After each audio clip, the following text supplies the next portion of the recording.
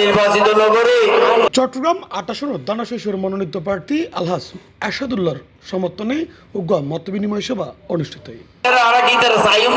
ফেব্রুয়ারি 7 তারিখ সন্ধ্যায় মহড়ার জ্বালানিহাট railway station চত্বরত এই মতবিনিময় সভা অনুষ্ঠিত হয়। উক্ত অনুষ্ঠানত এম ফিরোজ খান ও জাহাঙ্গীর আলম বাবুলের সঞ্চালনায় চট্টগ্রাম মহানগর বিএনপির সাবেক সহসভাপতি নাজিমুদ্দিন আহমেদের সভাপতিত্বে এই মতবিনিময় সভা অনুষ্ঠিত হয়।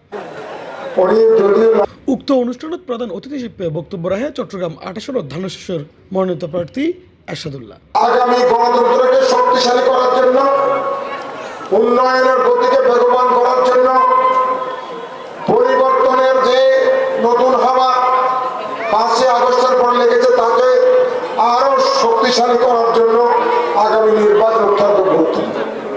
সেই কারণে আপনাদেরকে ভেবে চিন্তা করে আগামী 12 ফেব্রুয়ারি আপনাদেরকে রায় দিতে হবে, ম্যান্ডেট দিতে হবে। একটি গণতান্ত্রিক সরকার, একটি মুক্তিযুদ্ধের সরকার, যারা মুক্তিযুদ্ধ আমাদের দলের নেতা শহীদ রাষ্ট্রপতি মুক্তিযোদ্ধা হিসেবে বাংলাদেশের স্বাধীনতা ঘোষণা করেছেন, সেই দলের আমরা কর্মী। সুতরাং আপনাদেরকে ভেবেছেন চিন্তা করে এই রায় দিতে হবে। বিশেষ অতিথি হিসেবে উপস্থিত আছেন চট্টগ্রাম মহানগর বিএনপির সদস্য শিহাবুদ্দিন আলম, চট্টগ্রাম মহানগর বিএনপির সদস্য মৌরা ওয়ার্ডের সাবেক কাউন্সিলর মোহাম্মদ আজম, মৌরা 5 নম্বর ওয়ার্ডের বিএনপির সাবেক সভাপতি জানে আলম জিকু। এই দেশের মানুষের রক কেটেছিল, এই দেশের মানুষের অন্যায় অত্যাচার করেছিল পাকিস্তানদের হানাদারের বাহিনীর পক্ষে হয়ে। তারা সেই কারণে এই বাংলাদেশের ছাত্র সমাজ, এই বাংলাদেশের যুব সমাজ, প্রত্যেকটি নর নারী এই জামাতকে বয়কট করেছে। অন্যায় কাজ করেছেন, তাদেরকে হুঁশিয়ার করে দিতে বলতে চাই।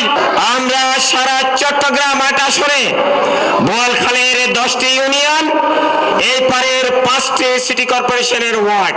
এছাড়াও উপস্থিত আছেন জাতীয়তাবাদী শ্রমিক দল চট্টগ্রাম বিভাগীয় সিনিয়র সহসভাপতি মোহাম্মদ ইদ্রিস মিয়া, চট্টগ্রাম মহানগর বিএনপির সাবেক বন ও পরিবেশ বিষয়ক সম্পাদক শওকত আলম, মৌরা ওয়ার্ড বিএনপির সাবেক আহ্বায়ক আবু তাহের, চট্টগ্রাম মহানগর বিএনপির সাবেক সদস্য ইয়াসিন সহ মহড়া ওয়ার্ড যুবদল, স্বেচ্ছাসেবক দল, ছাত্রদলের নেতৃবৃন্দ।